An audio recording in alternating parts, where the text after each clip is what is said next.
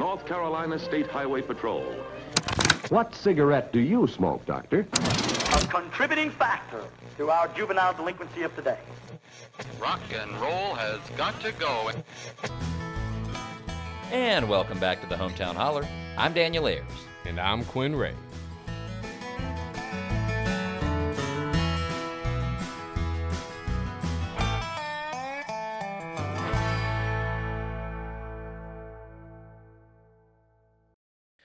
Well, hey, man. Happy birthday, Quinn. I got you something special. What'd you get me? I got you a conversation with Heather Cox Richardson. Man, that is probably the best birthday present. That's how much I love you. Sorry for missing your birthday last year. It's okay. But I forgive you. I sprung for this one, man. How about that? We had Gloria Steinem and Heather Cox Richardson in 1 week. Now, Gloria didn't come on the podcast, but we got to see her. It was just like truly a month of legend. I mean, we still got to hear her just own Trump. Yeah, she said, if you guys haven't seen the video, it's going to be up on our page soon. But she said Trump is just a toupee, and I just thought that was like the most succinct takedown of a bad guy I've ever seen. But okay, our time is precious right now, so let's dive right into this, folks. This guest truly needs no introduction. But for those of you who may have been living in a cave under a large rock for the past few years, today we're talking with historian Heather Cox Richardson. She's a professor at Boston College and the author of 7 books. She resides up in Maine, and actually, this is funny. The first time she was on my radar was in 2020. It was about April of 2020. I was on what at that point in time was considered an extended spring break. Okay. And my dad started sending me blog posts from a historian in Maine. And they all had photos with them of like the Maine topography and geography, and every now and then you see a lobster boat or one of those rocky coastal shores they have up there. And that summer we went up to Maine for the first time. Okay. And I remember that as soon as we pulled into our accommodations at Southwest Harbor, I thought this looks like a Heather Cox Richardson post. Because it probably was. Probably. So anyway, she's a very prolific writer, written books exploring the American Civil War, Reconstruction, and the evolution of American democracy. In recent years, she's become one of the most influential public intellectuals. We don't have many public intellectuals I mean, anymore. You're telling me Caroline Leavitt's not one? I would... public ineffectual, maybe. Okay, fair. I don't know if I just go so far as say public intellectual. Anyway, she's the author of the wildly popular Letters from an American Newsletter. Where she loves them. Oh, yeah, absolutely. Yeah. Where she places today's news in its proper historical context. Her latest book, Democracy Awakening, lays out how our current democratic crisis didn't start with Donald Trump. Contrary to what many people may suspect, it is the product, she argues, of decades of conservative support for Christian nationalism, corporate power, and white supremacy. So today we're talking with Dr. Richardson, or as she has invited us to call her, Heather.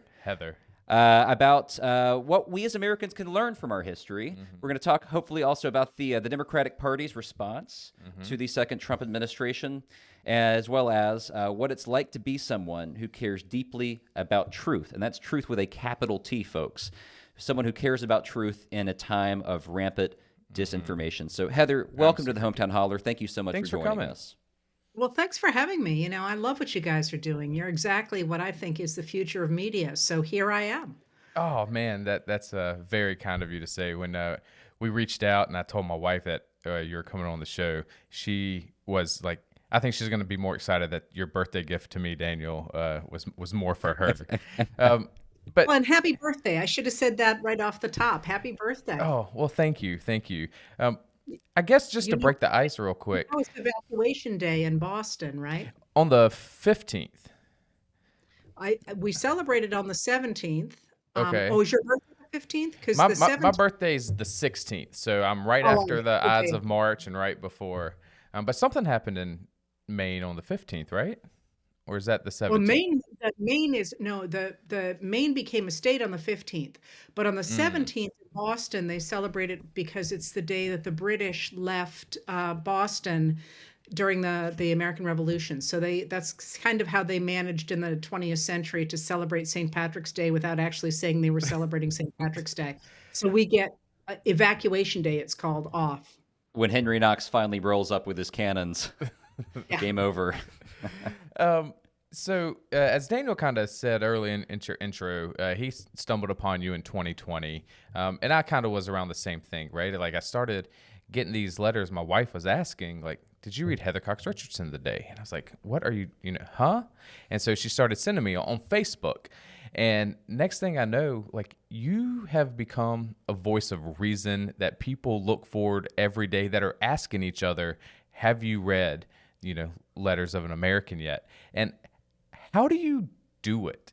Do you have a team? Because sometimes these letters will come out, on your Substack at 7 p.m., but then sometimes it's 3:30, 4 in the morning when they come out. How do you make that happen? Because you're also a professor. So you seem very busy.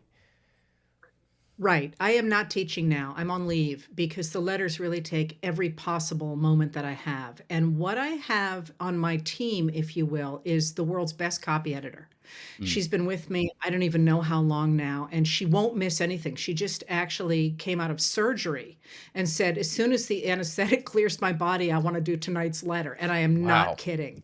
But otherwise, no, it's people will send me tips, but no, it's me. And I'm sort of I think of myself sort of as a sausage maker who looks to see what's happening and tries to trace the things that I think are important.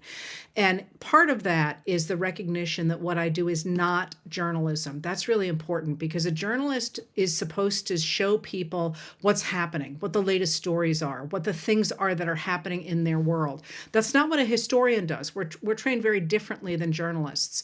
We're trained to see how and why societies change. And we have different ideas about that. And I happen to be an idealist, by which I mean, I think ideas change the world.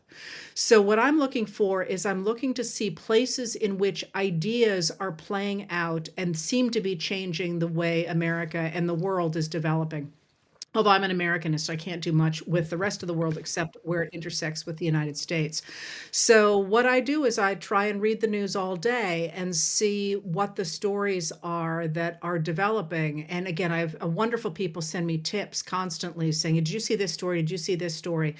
And then I try and usually try and get some repetitive exercise. You can see I'm soaking wet. If you can see me, it's because it's pouring rain here. And I just walked for a couple hours to figure out what I was going to write tonight. And I think I've got a pretty good sense of that. But I find repetitive exercise really helps that. So then I figure out what I'm going to write, and then I start to write, and I try to have the writing done by midnight. 2 is more likely. And then my copy editor looks at it, and we try and get it up as quickly as we can. Wow. What does a normal morning and look like? Because if you're doing news all day, so for me, I get up in the morning, I watch my local news, and then I go straight to the New York Times and I'll read the New York Times. What news do you consume? So starting in bed, I always say I'm not going to do this, but I do. I reach over and I grab my phone and I read through social media. And I see usually for at least an hour, sometimes 2, to see what people are talking about and to see what kind of stories there are out there and to see what people have sent me overnight. And a great example of that is one of the people who sends me stuff follows very closely news coming out of Ukraine. Another person years ago wrote to me and said, I don't want ever to be identified, but I'm very concerned about these extra long trains that are running across the country. And I'm like, what is she talking about? Yeah. And of course, then that's when the whole thing about the trains and the misuse of the laws to permit these extra long trains with very few tenders on them was really making the news, or it made the news shortly after that. So what I do is I figure out what's there and what looks interesting to me. Is it a news story? Does it build on something we already know? Does it say something that I don't expect? Is there some way in which this seems to me to be significant?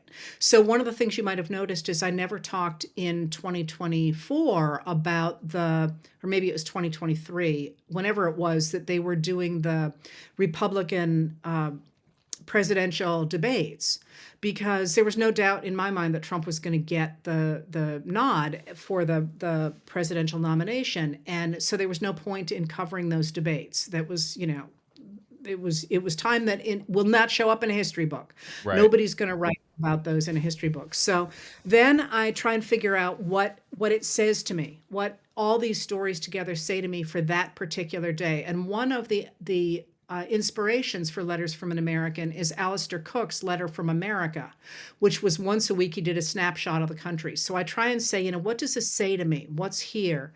And then when I decide what that case is, I then do research on it. So, for example, when we are recording this, we're having this big thing about President Trump having invoked the Alien Enemies Act. Well, here's a We were news just talking about that. We were just talking about that. Well, but I had to look it up. So then I had to, I knew vaguely that it was really old, but so then I start to do some deep dives into what is actually happening, what the news is, how it ties to other things. And so I'm doing research by noon or so, and then with luck, there won't be breaking news later on that makes me throw everything out, which has happened recently. And your lobster fisherman is bringing you lobster rolls in between times. Every day. Right? Yeah. Doesn't that sound lovely? Neither one of us eats it. Yeah, it's funny because the summer that I went up to Maine, it was pandemic, and there were all these lobster and nobody to eat them. And I'm not really a lobster guy either. Oh, man. So, but my dad is, and he was getting those suckers for like $12 a pop. It was crazy. Okay, so you said so much there that was really intriguing to me. I don't want to go down this rabbit hole right now, but just you're describing yourself as an idealist.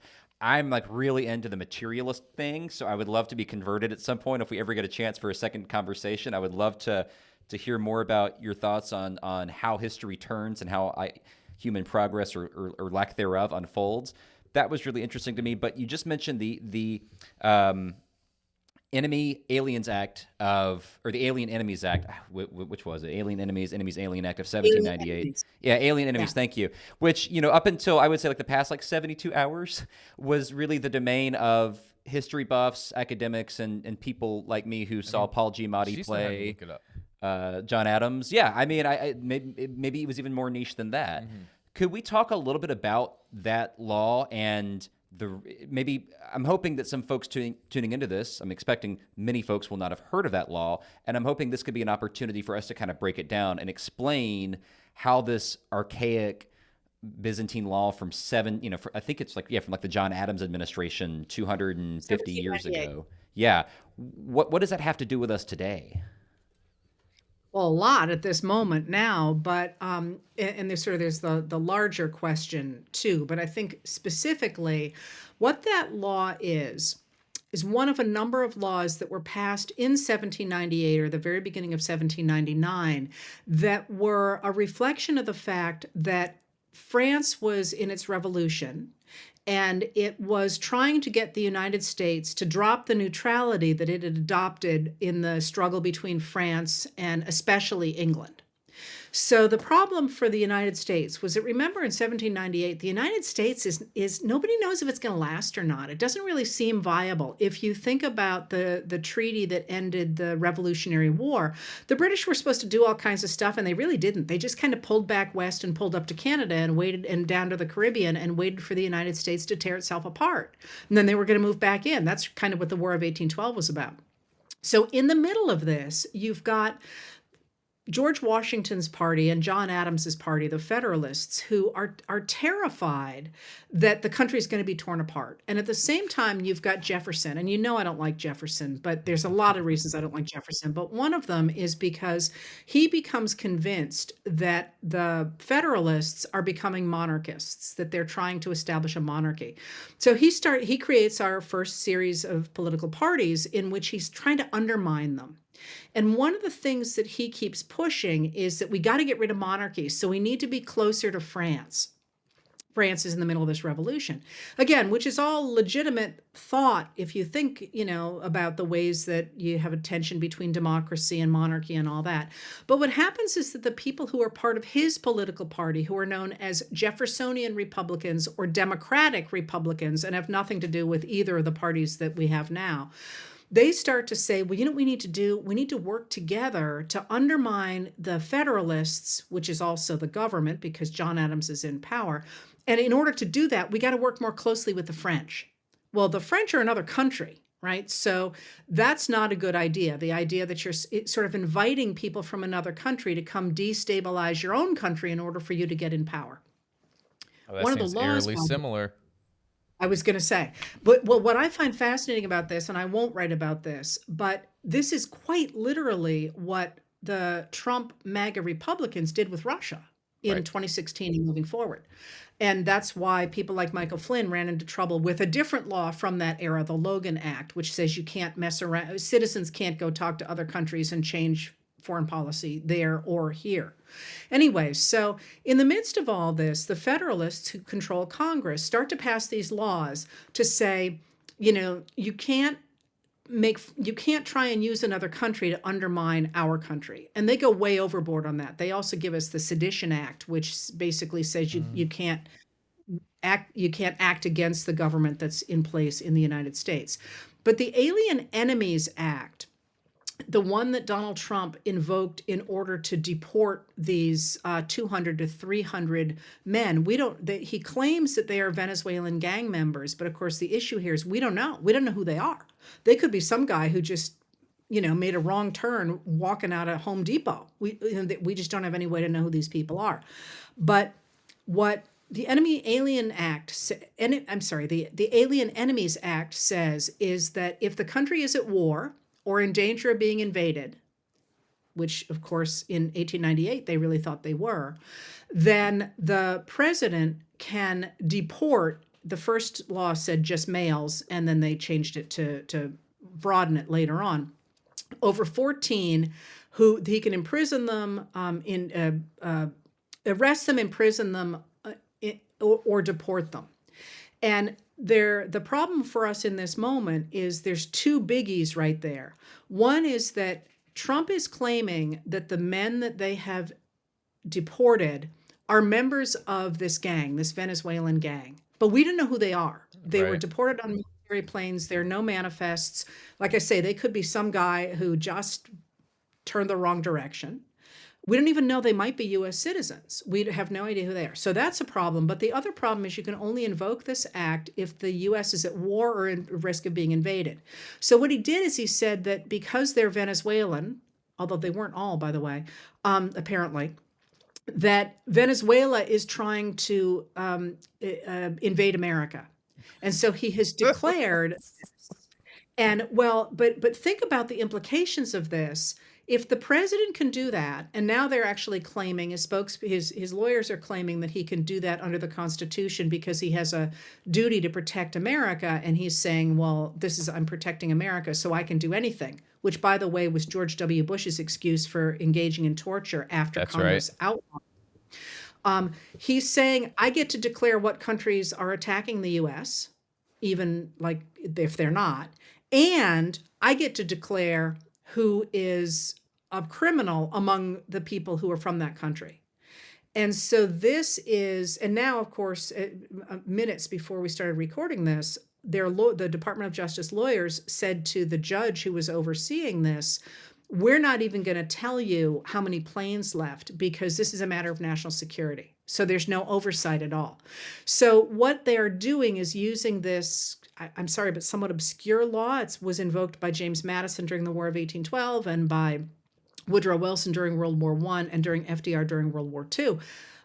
But it's a pretty obscure law, essentially to give Donald Trump power to arrest, imprison, and deport anybody he wants without any oversight. And that's power huge. To be racist. Mm-hmm. That's why everybody's freaking out. Yeah. Yeah, I mean, yes, the power to be racist, but also the power to be king, right? I mean, I think one thing that really strikes me about the Trump presidency 2.0 is that I think somebody could write a killer master's thesis on making the argument that Donald Trump currently has more power than King George III ever had, and in terms of how he's exercising it, right? Like we think that. Well, I mean, and it's true. We declared independence on the basis of taxation without representation from a monarch, and absolute despotism, and trying to become independent so that we could have a government that values individual rights and liberty and all that. George III had a parliament that kept That's him right. pretty damn well in check, and that's just something that as the second Trump administration, every day as I read the news and I see some gross example of executive overreach, I keep thinking we really are at this point a monarchy by another name. I mean, he's in the executive branch, Daniel. He can do whatever an executive does. And I guess he is, right. Well, Okay.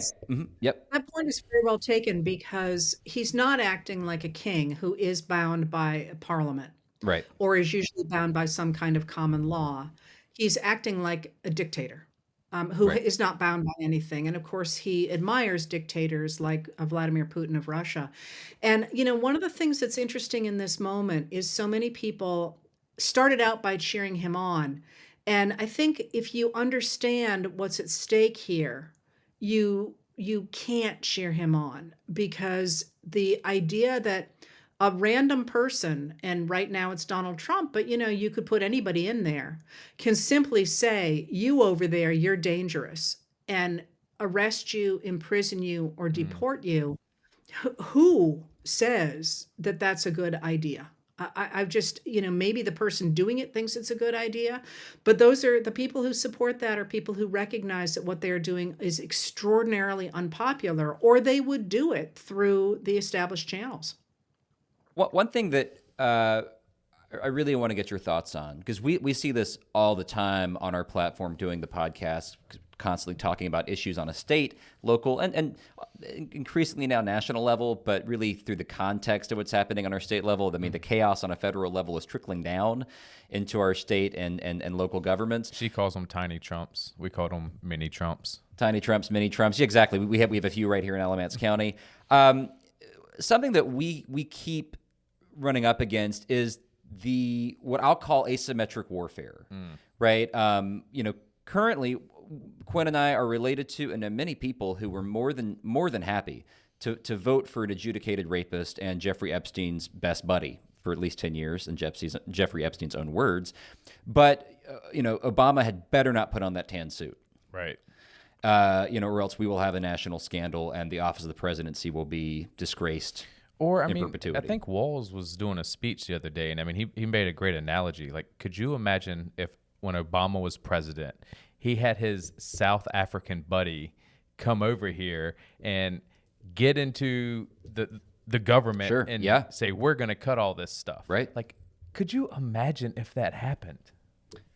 No, I mean, and exactly. I think there's just, like I said, asymmetric political warfare, and I'm wondering if you have any insights on how I was going to say how do Democrats, but how does anybody who's not MAGA navigate this, regain the upper hand, seize the initiative? We need an Anson Burlingame. That was impressive. Well, I did not see that coming. So people have said that we need an Anson Burlingame, and we can unpack that. But before we get to that, this is actually why I'm here cheering you guys on, is because what we have discovered, especially after 2024, is that if you actually look at polls and if you talk to your MAGA relatives, that they believe many of the same things that mainstream Democrats do. In fact, more than 80% of Americans want common sense gun safety legislation. More than 65% of Americans want abortion rights codified into law. And we could go on down the list. The number of Americans who think that billionaires should pay more in taxes, off the charts, right? But the problem is that the radical right, and they're not conservatives. That's a point I like to make. These are not your mother's Republicans. They're really not. They have monopolized the information sphere, and not only the Fox News channel or Newsmax that people talk about, but also smaller podcasts, YouTube channels, and so on that are politics adjacent, if you will. So that they might think they're not paying attention to politics, but as somebody was saying to me, a friend who's a bodybuilder, was saying, if you listen to the bodybuilding podcasts, they would sneak in stuff like, boy, that was really stupid of me to do. It's like I'm losing it, just like Joe Biden before the election. So you become steeped in this idea. And when you have in contrast to that, the fact that the Fox News Channel, for example, simply doesn't mention things like the bottom falling out of the stock market, or like Mark Milley talking about Trump wanting to shoot people in the legs, or whichever person it was who said that. They don't hear that information. So when I talk about with people about pushing back against this moment, it's not like you have to exaggerate anything or lie or or try and pull people to a place they don't want to go. They simply don't know things are happening. So in North Carolina, for example, the gerrymandering in North Carolina is bonkers, and people who understand gerrymandering look at it and they're like, well, that's not fair. We don't want to do that. I mean, your Kate Barr ran an entire campaign in 2024 saying, I can't win, because of this system. If people know about it, they don't like it, regardless of what party they're part of. They certainly don't want your Supreme Court justice to have the seat stolen away from her, but they just don't know it's happening. So in terms of fighting back, the way to do it is to make sure people understand what's happening and make sure they hear what's happening. And one of the things about this moment where everything is up in the air is that people are suddenly paying attention again to people like Bernie Sanders saying, hey, wait a minute, why are we turning everything over to the billionaires and so on?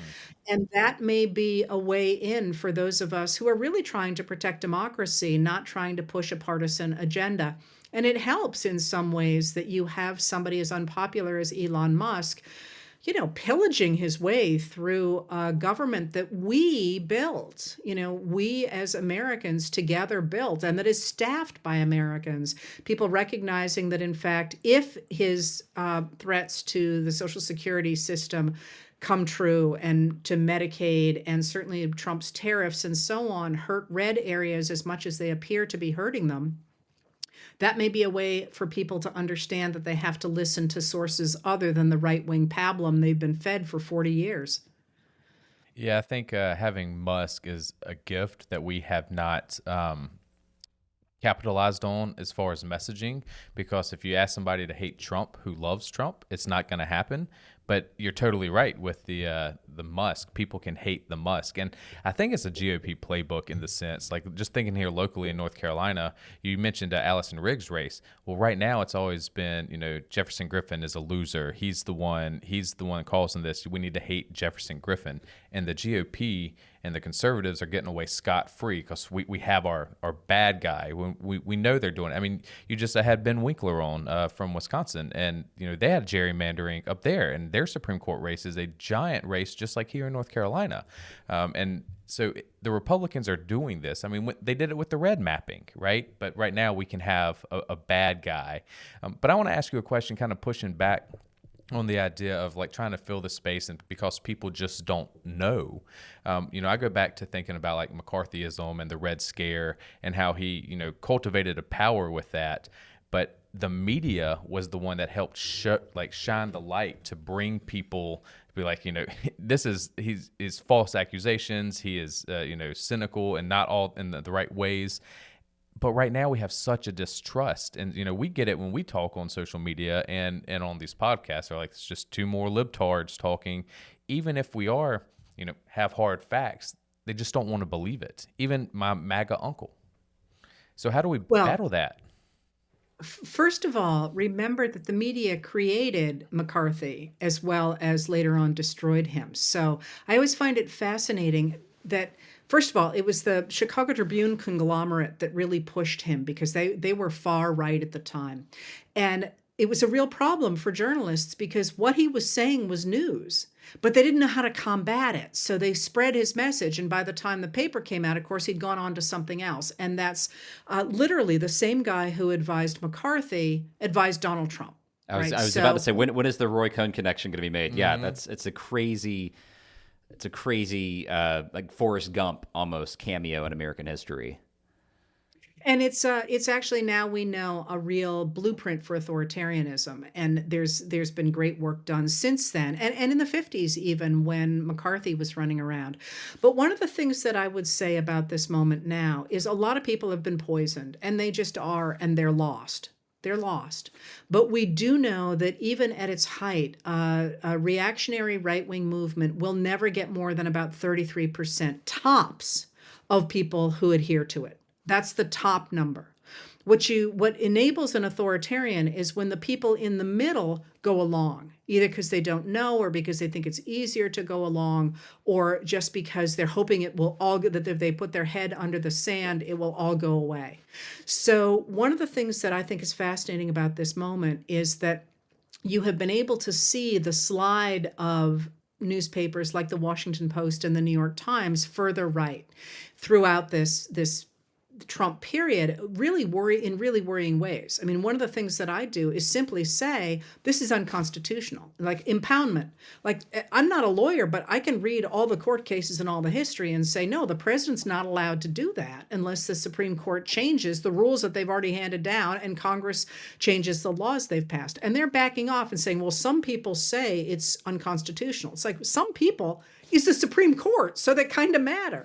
So you've seen them slide, but at the same time, I think you have seen the rise of alternative media that's fabulous. There's all these new voices out there that are really rock solid, and you may not like their tone or whatever, but they're good and they're smart. And it reminds me both of the 1890s when we got the rise of alternative media then, including what became known as the muckrakers, who became McClure's magazine, which were widely credited with creating the progressive era, but also the 1850s, when in fact newspapers rose to combat the rise of the oligarchs in the American South, and they became the people that the papers that people who wanted to retain democracy turned to. And those are names you've heard of. That was the New York Daily Tribune, but that was also the New York Times. That's when the New York Times really takes off. That was the Chicago Tribune. That was the Philadelphia Inquirer, which had existed before that, but it's changed its mission in the 1850s. These were all brand new newspapers in that era, and they got huge followings because they were trustworthy and they said things that people wanted to hear. And I think you're seeing that. If you look at the numbers of, I think the Contrarian, which was Norm Eisen and Jen Rubin, I think they got, I want to say 750,000 followers in their first week. Oh, that's pretty impressive. Yeah. Yeah, that is remarkable. I want to talk a little bit about language, and then I want to talk a little bit about the future. With the language, I brought my flux capacitor. Fantastic. Yeah, never leave home without it. Do not. I totally agree with you, right? Like, MAGA is not conservative. We don't really have a true conservative movement right now. I mean, you could say maybe the Democrats. I mean, there's certainly a faction of Democrats that are more truly conservative. Conservative and doing nothing. Well, I mean, if you look at if you look at the arc of what it means to be a conservative throughout history. And the Democrats being conservative and just wanted to maintain the status. That's what I'm saying, right? Yeah, exactly. I mean, because MAGA is, I would say MAGA is well, it's counter-revolutionary, but it's not really countering any revolution, which is the weird thing. There's no revolution to counter there. But that's regardless, my question is what name do we assign to the people, the ideas, the movement we're talking about? Fascism is the one that comes to mind for me. It's the one I want to reach for, but I'm always reticent to use that term because you say that word and so many people just tune out because it's like it just becomes the word for the thing. Everybody uses the word fascist for the group of people they don't like. And when I use it, I'm using it quite intentionally because I really do think, the things that I'm talking about, quacks like a duck, walks like a duck, salutes like a duck. It's probably a duck, right? What terminology do you think we should be using to describe what we're seeing on the right side of the political spectrum? So that's a history teacher talking, I can tell. Right? Oh yeah. Oh yeah. No, definitely. Yeah. So I'm with you. The parallels between what's happening in the United States right now and fascism are many. And yet when you use that word, people are like, oh yeah, right, I call them radical extremists, which is also right. Now what that does is it doesn't absorb what you are talking about when you talk about fascism, and that's the interlinking quite deliberately in this moment between Elon Musk's businesses and the U.S. government.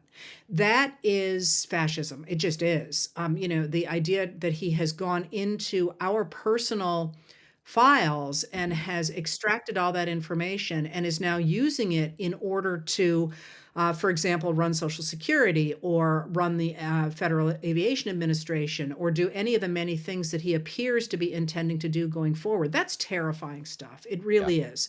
And that has a long history around the world, but also in the US. But when I say radical extremists, I'm thinking of the voters, the MAGA voters who have signed on to the extreme racism and sexism inherent in the MAGA movement. And I do actually think that there, at least in 2016, were MAGA voters who were there for economic reasons. Now, in America, the economics and the racism and sexism, for many reasons, go together in a lot of places. They're not there anymore. When I think of the MAGA, the current MAGA voters, they're radical extremists. And the reason I use that is because my understanding of American conservatism comes from Abraham Lincoln, who very deliberately uses that word. He picks it up from the abolitionists, because after the Compromise of 1850, a lot of Northerners said, we are not returning enslaved people to the South. We're just not going to do it. And nobody had really used the word conservative in America until then, because there really wasn't much to conserve. Conservatism comes out of the criticism of an Irish Anglo political thinker, Edmund Burke, during the French Revolution. And he looks at it, the French Revolution, and he's like, you have got to stop using the idea, this ideology to shape society and to shape government, because pretty soon you're going to try and make people fit ideologies and you're going to start cutting off people's heads, which is, of course, what happened. So that doesn't really come to America. And when Americans in the North say they will not return enslaved people to the South under the Fugitive Slave Act, Southern elite enslavers start to call Northerners radicals. And at that point, the abolitionists and Abraham Lincoln say, no, no, no, no, no. We are conservatives because we are the ones trying to conserve the Declaration of Independence. So one of the things I always talk about is how I'm a Lincoln conservative, or that I'm a conservative. And what I mean by that is exactly what Abraham Lincoln did. I believe that America needs to stand on the Declaration of Independence, the idea that we have a right to be treated equally before the law, that we have a right to have a say in our government, and that we have a right to equal access to resources. So that, if an American conservative is someone like me, I think we're headed in a pretty good direction against those radical extremists who want to give us something else. I would join your team, Heather. There's so much I love about that answer. And again, we could have a whole podcast episode just based on. Would love to talk to you about Lincoln at some point. There's like a man crush thing. There's the whole thing Quinn can tell you about. Like if I had a time machine, I would go back and court Abraham Lincoln and yes. There's anyway. Let's do this again, and I will tell you. Somebody gave me a signed Lincoln letter that I would share on this podcast. That I just cannot tell you how phenomenally special it is. We'll save that for next time. That'd be fantastic. There's two things here. First off, do we just become best friends? And then second off, did we just solidify a second round with Heather? It's on the record. See, my thing is, I think we need to build up local, smaller state podcasts. So yeah, count me in. Hell yeah. Well, we are in favor. We'll table the Lincoln thing. We'll put a pin in that for next time, and I'll put on my full fanboy. I'll bring my stovetop hat, and oh my gosh, I'll have to grow a beard. Lollipop. But I want to ask you a question about the future. Donald Trump's old. Dude is not a spring chicken, and he's in pretty poor health. I mean, I think physically, mentally, emotionally, I would say spiritually, he's emaciated. He's selling Bibles, Daniel. And I guess my question is, what happens to the MAGA movement when he dies? What is likely to happen, do you think, based on your understanding of the trends in American history, the players in that movement right now? It's not out of the possibility. I mean, he may complete this term. I think that is certainly. I would say it's likely, but it's also not a given. And if he does complete it, would he be competent to stand trial? Who's to say? So, knowing that Trump is is on the timer. The Trump's on that his time is limited. What comes next, do you think? I'm very curious to hear what you have to say about this. I love the idea that Trump's on the timer. That's a great way to put it. He's not okay.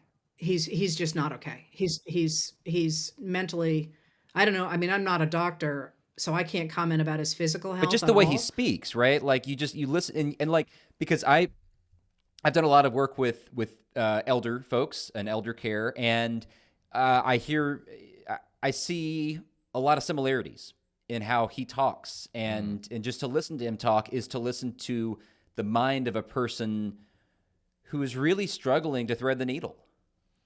Yes, and not succeeding. Yeah. I think it's going to be like the Know Nothing Party, the American Party, building pretty strong. And I'm just curious to see it. The question of, is MAGA as strong as the Know Nothings? Does it fall apart as soon as Yeah. Yeah. So here's what I would say about that. I think you're identifying a huge problem that listen, aside from anything else, this man has the nuclear codes. And he is, it seems to me, largely not in charge of his presidency. Like this whole thing we were talking about with the deportations over the weekend, he was at Mar-a-Lago or down in Florida golfing. And the people who, according to Axios, were in charge were Stephen Miller and Homeland Security Secretary Kristi Noem. And, that's not the people that a lot of people thought they were voting for. But so aside from the real crisis that in the White House, we have somebody who appears to be deteriorating, which is a crisis whenever it happens. Aside from that, and it's weird to me that nobody's identifying it, or some people are, but not enough people are. But you've raised a really interesting question. What happens to MAGA when Trump is gone?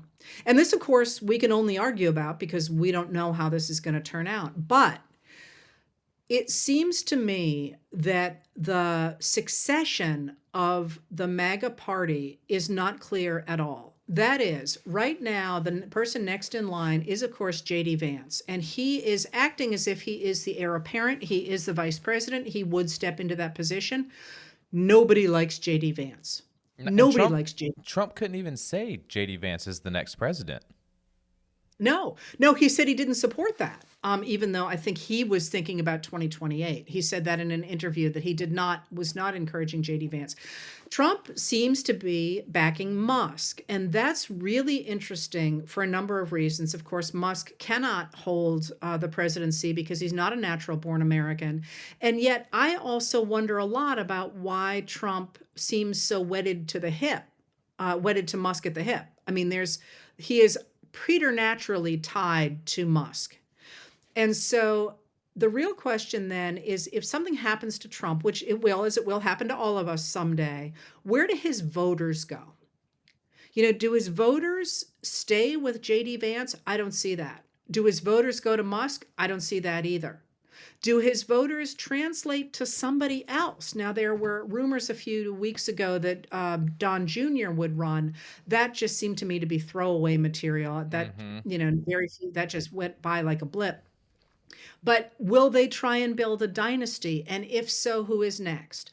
Or will they simply make it impossible for people to vote so we can have the continuation of a Musk, J.D. Vance presidency? Or does the whole thing simply collapse in and on itself as people look at what's happened, at least in the first 2 months of the Trump presidency?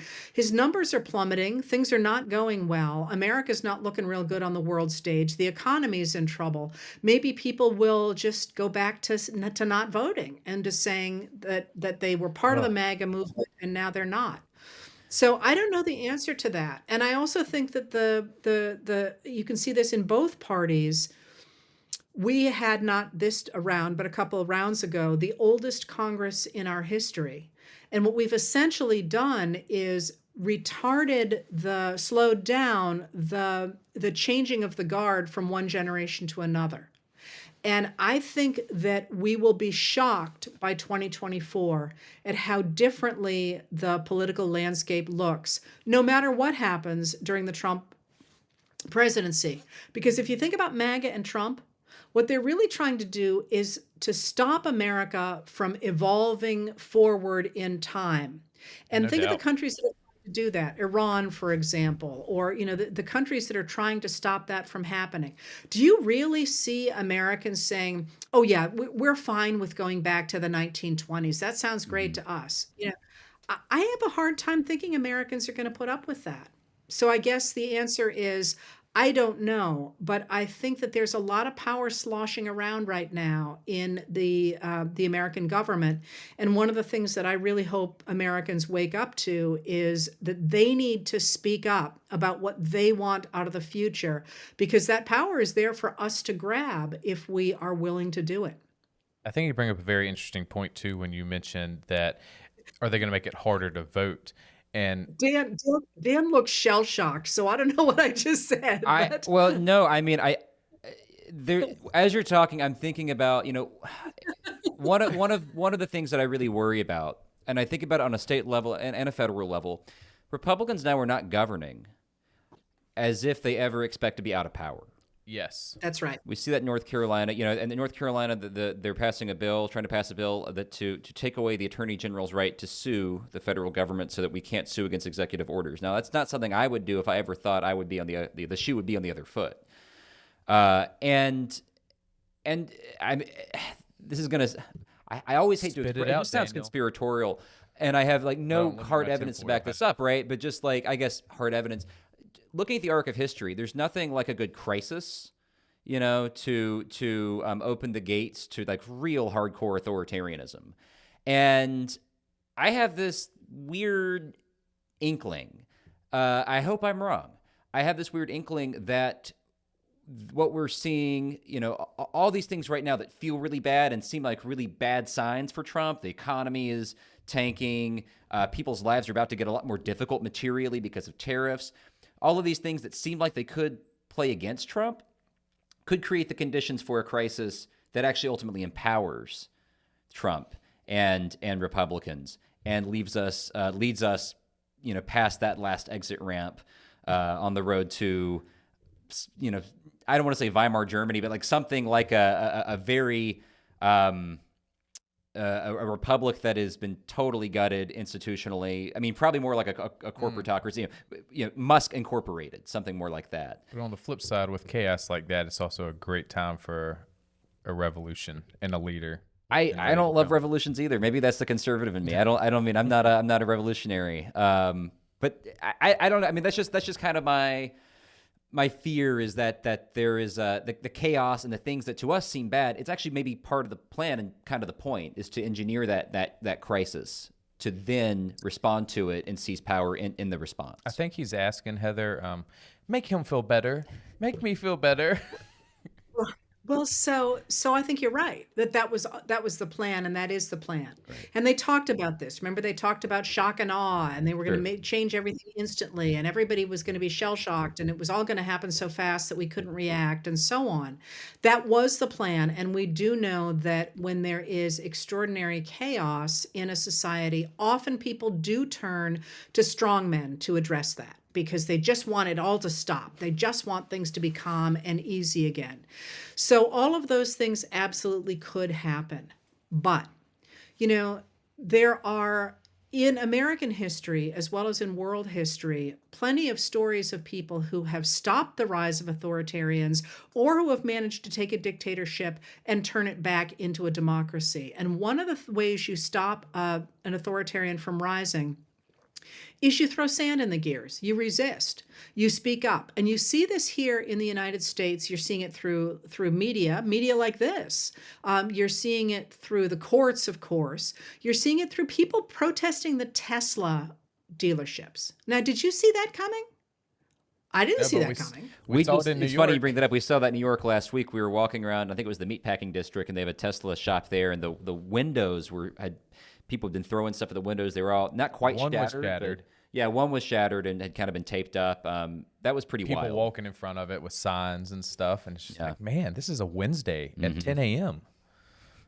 Well, and you're seeing more and more protests over more and more different things, and people paying a lot of attention and starting to show up. And remember, it's been very cold in the United States. We've just gone through winter. It's going to start getting warm. There's going to be more and more protesting, and you're seeing people in different aspects of American life pushing back. So, for example, one of the places you want to see people pushing back is in law firms. I mean, you might not be part of a law firm yourself or feel like you care about law firms, but law firms are the people who defend the law. And his attacks on law firms have had people stepping up and saying that they would represent those law firms against the Department of Justice. So there are a lot, and people, again, he doesn't have the best and brightest. So in many ways, it's easy to make fun of them. You're seeing cartoons, you're seeing comics, you're seeing all sorts of people stepping up and throwing sand in the gears and saying, this is not who Americans are, this is not who we want to be. And that's very important as a start. But then there is also the aspect of taking back our democracy. And of course, in the United States, we've had plenty of times when we lost our democracy, not least in the American South from about 1874 to about 1965. And if you think about the overturning of the segregation laws and the laws that made it impossible for Black and brown Americans to register to vote, the people who eventually overturned those laws in the Congress were white men because they were the only ones who could be elected in that era. And yet they did. And they did so because protesters hammered home what American principles were and why we had to have those principles, why the rule of law mattered, why capital would flee from the United States as it had from the American South unless there was the protection of the rule of law, why you couldn't ask people to fight for the country and then turn around and say they couldn't vote. Those sorts of emphases in our public debates, in our public conversations, mean, I think, that first of all, people will hear them and be convinced by them, at least they always have in our history, but they will also do something else, and that is to throw up the kinds of leaders we need in this moment to articulate those things and to make them real. As you know, in history, as times change, you need different kinds of leaders. And there are times in Congress, what you really need is deal makers.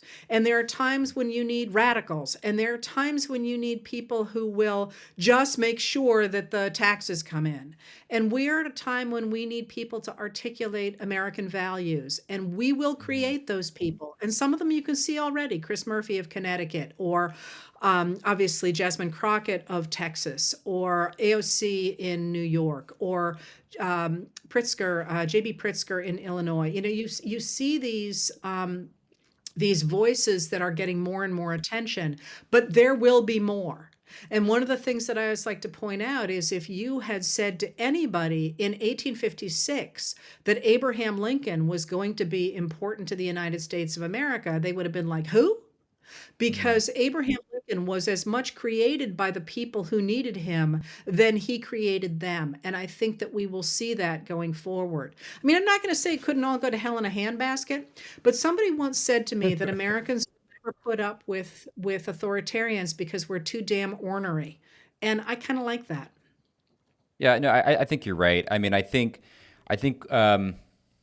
you know, when election night was over and the votes were tallied, I was hearing people compare us to 1920s Germany, 1920s Italy, 1990s Russia. And I think there are some similarities, but I do think overall we have really strong. We don't have a tradition of monarchy. We don't have a tradition of authoritarianism in this country, which all of those countries did have. And also, like, things, you know, if you look at the countries where things really have gone to hell in a handbasket, things had already gone to hell in a handbasket, right? And in Weimar Germany, you have a generation of young men who have been devastated by World War I. In the 1990s, you have the shock therapy of the Yeltsin government. So, like, I don't think things are, I mean, yes, eggs are expensive, but, you know, we're not exhuming the corpses of our neighbors to steal their shoes because nobody has shoes, you know? Like, Right. We're not there.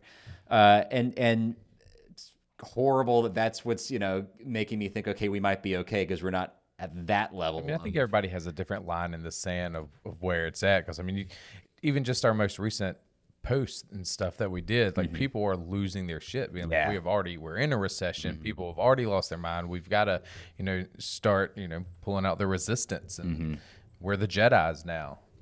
Yeah, it's pretty cool. I like a Star Wars reference. I like Star Wars too. We're coming up on. Go ahead.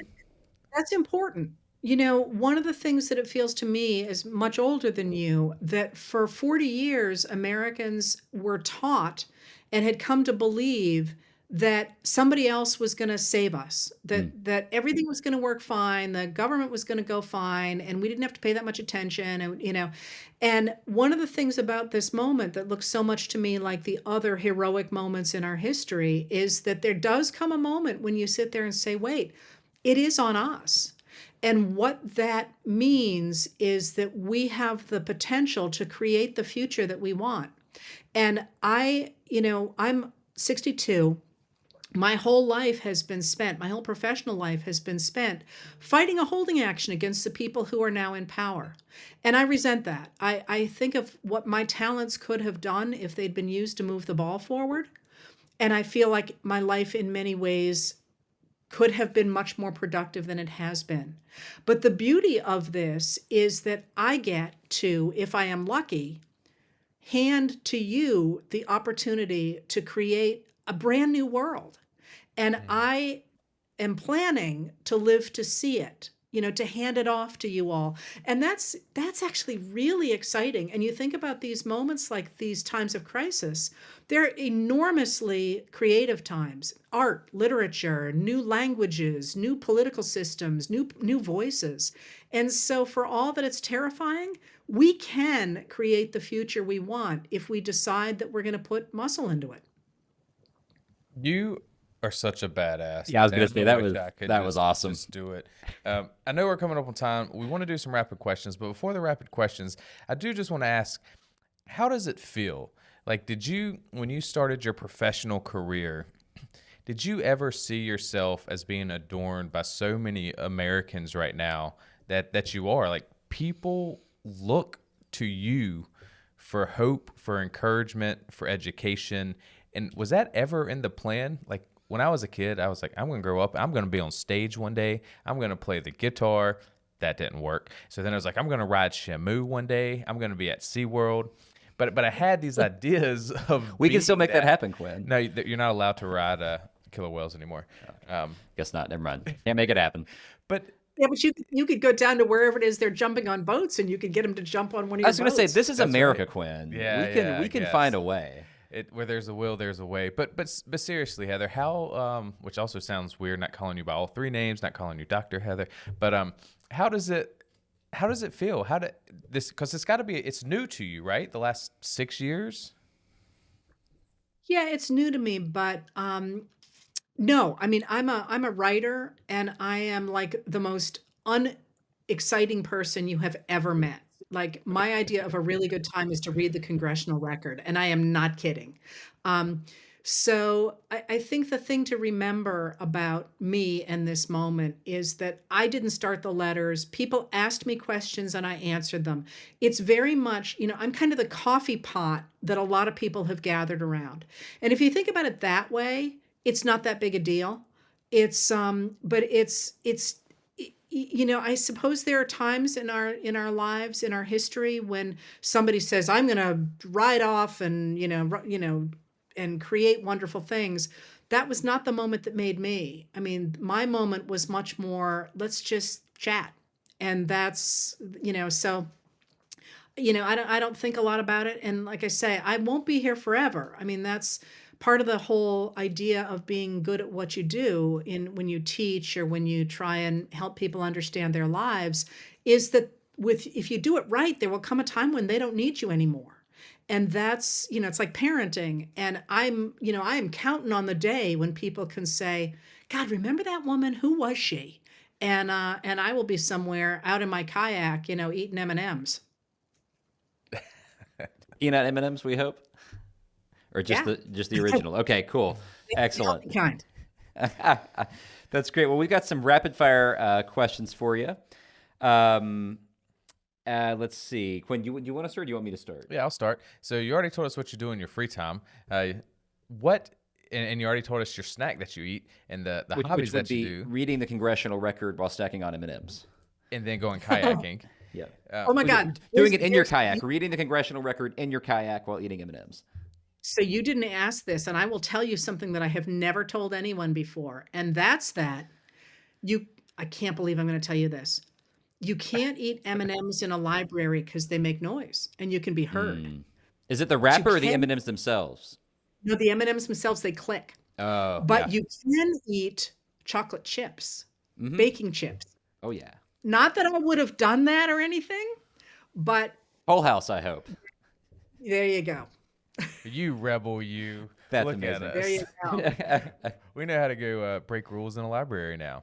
What was your question? Yeah, so my question to you, you obviously do a lot of reading and absorbing a lot of news. When you're not doing that, like what movie genre are you movieing out? Are you a rom-com? Are you a horror? Are you a anime? What do you dig? Oh, man, Pulp Fiction. I was going to say no horror, but the truth is I have not had a chance to watch a film in so long. I cannot even tell you. I don't watch TV. I haven't seen TV since 1992 when my first son was born. Do you have a TV in Because your house? I do. My husband watches sports. Okay. But I don't even know how to turn it on. When when January 6th happened, one of my greatest students called me, said, "Oh my God, turn on your TV." I had to call my husband to ask how to turn it on. So ask me something else. This question I have, I mean, again, so many things we touched on could be their own episodes, but I'm really trying hard right now to get better at reading. And I mean, like, I'm literate, I'm college educated, but reading is takes work. It's a practice. Yes. And the thing that I keep running into is, one, just distractions like my phone and TV and things like that. As a reader, give me some tips. Are you a note taker? Do you write in the margins when you read? Do you have a specific room in your house that you go to and kind of shut out the world? Like, what is your like reading ritual, reading strategy? So I read for work all the time, and you don't want that strategy. I read extraordinarily quickly, sometimes lazily, so that sometimes I'll get something wrong. That's what my copy editor does. She'll call me out on something, and I don't really enjoy that kind of reading. I think you're talking about really getting into a great novel or some sort of great writer, and the answer to that, I think, is to figure out which genre you really like and which holds your interest. Because if you're like me, I am so scattered at this point. It's very, very hard for me to read solidly, and for me, that is young adult fiction. I love young adult fiction because they can't use sex or violence, so they have to have really strong characters and really good plots. Hunger Games? And I shouldn't say when I don't like something. I didn't love the Hunger Games. Fair. No, because but so give me an example of a young adult series that you just fell in love with. a series. Or a book, just a book, either book or series. Okay, so these are older, but of course, Susan Cooper's The Dark is Rising series, or The Boxcar anything by Children? Robin McKinley. I mean, I didn't love Did the you ever Boxcar- read the There's- Redwall books? I did. I liked a few of those, but there were an awful lot of them. The trick is you don't want them to be formulaic the way the Hardy Boys are, which are part of your brain development because they're all sort of similar, but they're new vocabulary and new scenes, so that you go through them kind of like, kind of formulaically, and ones that actually move a story along. So like the Susan Cooper books do. But so something like that, or right now I am mesmerized by George Orwell's Homage to Catalonia, and will probably a number of times because I don't understand why it's as good as it is. You just got to find the genre that you like, and then you can't pull yourself out of it. And I guess one last question from me. What kind of music? I know before we jumped on, we talked a little bit about Billy Strings. Last time I was up in Maine at Bangor, I did 3 nights of Fish and knocked out some of that jam band. Please tell me when I ask your favorite music, you're going to be like, I love the Grateful Dead, Billy Strings, and Fish. So I don't know Fish terribly well. The Grateful Dead, of course, because look how old I am, right? Billy Strings is a genius. I would say my big thing is I grew up in the era of Southern rock, so that genre, but really guitars. So Mark Knopfler, Hell yeah. Yeah. Any of the great guitarists and any kind of, I'm sorry, not just guitars, any kind of strings. So Marty Stewart, for example, people who are really fabulous on stringed instruments, and all the people from the 1970s, the Allman greats, Brothers, all those the cats. Allman Brothers, Led Zeppelin. I was lucky enough. They always say that the period in your teens is the best music on earth, that you think, forever. But I mean, really, Janis Joplin and, Big Brother and the Holding Company and all that, and the people who've carried that forward, and who are trying to maintain that kind of extraordinary talent, that I'm sitting here now, I'm going through Bonnie Raitt and, all those people. I'm pretty good on music because, like you, once upon a time I had a guitar. But I don't know. I'm always open for new suggestions. My house band, if you will. My guys are the Drive-By Truckers. Love them. If you Love know some Jason Isbell. Oh my God. Well, he's not with the band any longer, but yeah. but I see them whenever I possibly can, and just that sort of that genre, the whole Muscle Shoals sound and all that. Well, the Drive-By Truckers come through here occasionally to play at the Hall River Ballroom. So whenever you should time your trip to North Carolina around when they're going to be playing, and we could do another in-person interview. And I will even tell you, if you come down to North Carolina, I'll give you the coordinates, like I'm in the CIA or something. I'll just tell you where to go to see the birthplace of Edward R. Murrow. Something that may be of interest if you haven't seen it or if you're unfamiliar with it. He's from our neck of the woods originally. So I did not know that. My brother-in-law is from North Carolina too. I saw his microphone in Washington recently. That's so That's metal. really cool. That's really cool. It's so funny to think of those guys and what they would be saying now. Godly, right? Yeah, we need him now more than ever. Heather, thank you so much for joining us. We got you. We don't need him. We got people like you. It's a new era. Well, we are so honored, and when we started this, this was like a top tier goal for us. Was like, at the very least, maybe we'll leave a comment on one of Heather Cox Richardson's live streams, and she'll like it or reply to our comment. And one night, literally about a month ago, I was at home, and I was not feeling great. I was kind of in like a rut, if you will. I was just a little under the weather, and I just thought, fuck it, I'm just gonna send her an email. For the record, now I just want to say, Heather, he just said fuck it before I did. That doesn't happen a lot on the show. Good. It doesn't happen a lot. You just had a birthday and you're getting older and more mature. Exactly. No, I was like, I'm not gonna say it in front of Heather. He was on good behavior, and not only did you reply to me, it was prompt, and I just like it turned my whole day around, and we're just so grateful for this conversation. Thank you for everything you're doing, and I can't wait for folks to hear this. Oh, it's gonna be exciting. Back at you. Thanks for everything you're doing. We're doing it together.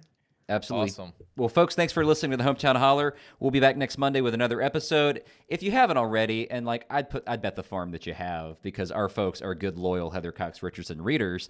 If you haven't already, go to Google and just type in Heather Cox Richardson. Thank us later. You'll be so glad Join you our did. Substack. Join our Substack, and consider becoming a patron of the Hometown Holler podcast. Help us keep our lights on. Help us keep having important conversations and building a better North Carolina, one interview at a time. I think that's it, Quinn. Yeah, you changed it up. You said one interview. No, yeah, because I said conversation in the sentence before. I didn't. The teacher, the writer, and I didn't want to do. It's repetitive. I'm not mad at you. I'm just letting you know that I know. I got you. Yeah, I got you. All right. Thanks, y'all. Thanks, Heather.